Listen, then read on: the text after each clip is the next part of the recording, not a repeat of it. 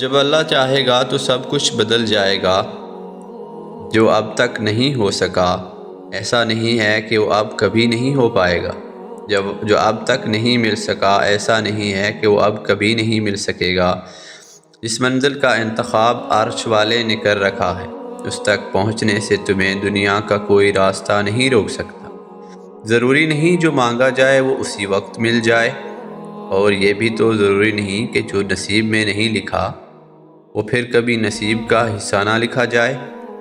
بس یہ سارے وقت کی ترتیب ہے، سب کچھ اللہ کی منصوبہ سازی سے ہے۔ تمہاری سوچوں میں وقت کے مطابق ہی نہ صحیح، مگر جو بھی ہوگا تمہاری رضا کے مطابق ہی ہوگا۔ اگر سب کچھ فوراً ملنے لگے تو ہو بہو ایسا ہی ملنے لگے جیسا تم چاہتے ہو، تو تمہیں کیسے پتہ چلے گا کہ جو چیز اللہ سے مانگ کر اور اللہ کو منا کر ملے گی اس چیز کا مزہ بن مانگے مل جانے جیسا نہیں ہوتا؟ اور اگر نیند آنکھوں میں اترنے لگے تو تم کیسے رات کے اندھیروں میں وہ سرگوشیاں سن سکو گے جو اللہ اور تمہارے درمیان ہوتی ہیں؟ تمہاری دعائیں سن لی گئی ہیں، مگر یہ وقت آزمائش کا ہے کہ کتنا انتظار کرتے ہو تمہارا سکون بس یہ بات خود کو سمجھا لینے میں ہے کہ جو بھی ہو اللہ کی رضا سے ہوا، اور جو بھی ہوگا اللہ کی رضا سے ہی ہوگا۔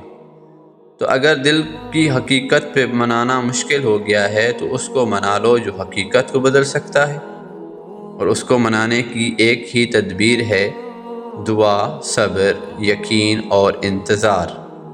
ہر چیز کو کسی نہ کسی مقصد کے تحت تم سے وابستہ ہو یا پھر تم سے دور کیا جاتا ہے، اور وہ مقصد تم نے کبھی جان سکتے، بس تمہیں اتنا یقین رکھنا ہے کہ وہ مقصد الہی ہے، اور وہ جو جانتا ہے وہ تم کبھی نہیں جان سکتے۔ بس مطمئن رہو کہ جس کے ہاتھ میں تمہارا نصیب ہے وہ تو معجزوں کا بادشاہ ہے، اور اس سے بہترین کوئی کر ہی نہیں سکتا۔ وہ کہانی کا رخ جب چاہے جہاں چاہے بدل سکتا ہے، وہ ہر نفی کا ہر لفظ بدل سکتا ہے، وہ زندگی کا ہر پہلو تمہاری چاہت کے مطابق بنا سکتا ہے۔ تم اس کی مان لو، وہ تمہاری مان جائے گا۔ تم سوچتے ہو آزمائش کا وقت بہت لمبا ہو گیا ہے، مگر در حقیقت ملاقات کا وقت بڑھا دیا گیا ہے۔ اللہ کو بہت پسند ہے جب تم دنیا سے نہیں اس سے مانگتے ہو، جب تم بے بسی کا رونا کائنات کے سامنے نہیں بلکہ اپنے اللہ کے سامنے روتے ہو، جب تم سب ختم ہونے کے باوجود بھی اس یقین کے ساتھ دعا کرتے ہو کہ اس کے سوا کوئی تمہیں کچھ نہیں دے سکتا، جب تم سجدے پر سجدے کرتے ہو، جب تم سانس لیے بغیر بے ساختہ اس کا نام پکارنے لگتے ہو، تب وہ تمہیں دیکھ کر مسکراتا ہے، تب وہ تمہارے یقین کا بھرم رکھ لیتا ہے اور تمہارے مان کی لاج بھی رکھ لیتا ہے، سارے وسوسوں کو ختم کر دیتا ہے۔ اس کی مسکراہٹ دکھائی نہیں دیتی، مگر میں خود کروں تو رگوں میں ہے۔ محبت کا رنگ خون کی طرح دوڑنے لگتا ہے، وہ اختیار ہونے کے باوجود نصیب کے پتوں کو اپنی چاہت سے تمہاری چاہت میں بدل دیتا ہے۔ انسان کی زندگی کا ایک سفر ہے، اللہ سے لے کر اللہ تک کا سفر، اور اس سفر میں انسان بہت کچھ دیکھتا ہے، کچھ خوبصورت چیزوں سے سامنا ہوتا ہے اور کچھ چیزیں دل کو ریزہ ریزہ کر دیتی ہیں۔ ایسا لگتا ہے کہ دل کے ٹکڑے کبھی جڑ نہیں پائیں گے۔ انسان اس دنیا میں سکون ڈھونڈنے کی کوشش کرتا ہے، لیکن سکون نہیں ملتا، کیونکہ یہ دنیا سکون کی جگہ ہے ہی نہیں۔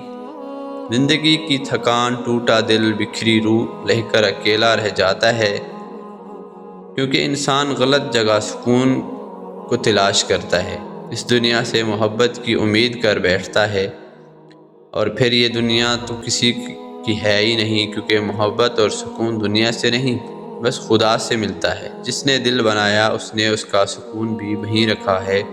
خدا کی یاد میں زندگی کے اس سفر کا مقصد ہی یہی ہے کہ اللہ ڈھونڈنے اور آرزو اور اسے پانے کی جستجو، اور اللہ جسے اپنی لگن لگا دیتا ہے پھر اس کی زندگی بھی حسین ہو جاتی ہے، اور یہ سفر بھی اللہ انسان کو وہاں سے نوازتا ہے جہاں سے اس نے کبھی سوچا بھی نہیں ہوتا۔ اللہ بس نیت دیکھتا ہے، اللہ بس دیکھتا ہے کہ تم کس کے دل میں اللہ کے لیے محبت ہے اور کون اس چیز کو پانے کی زیادہ شدت رکھتا ہے۔ جو وہ اللہ سے مانگ رہا ہے بس وہ خلوص دیکھتا ہے کہ کون اس کا اتنا خوف اپنے دل میں رکھتا ہے کہ اپنی چاہت کو پانے کی خاطر وہ ذریعہ موجود ہونے کے باوجود بھی کوئی غلط راہ اختیار نہیں کرتا۔